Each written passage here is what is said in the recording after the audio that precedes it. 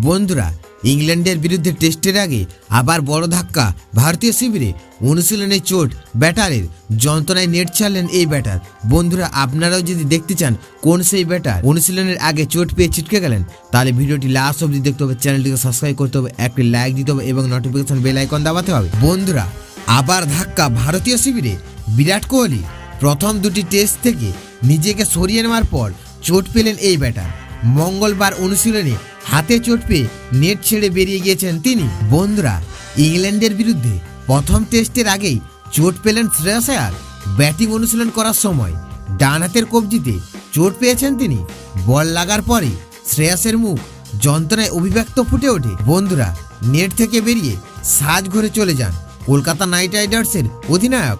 চোটের জায়গায় আইস প্যাক দিয়ে বেশ কিছুক্ষণ বসে থাকতে দেখা যায় তাকে। শ্রেয়াসের চোট পাওয়া ভিডিও ছড়িয়ে পড়েছে সমাজ মাধ্যমে। বন্ধুরা, পরে অবশ্য ভারতীয় শিবিরের উদ্বেগ কিছুটা কমে। যন্ত্রণা কমার পর আবার নেটে ফেরেন শ্রেয়াস। দ্বিতীয় দফায় ব্যাটিং অনুশীলন করেন। চিন্তামুক্ত হন টিম ইন্ডিয়া।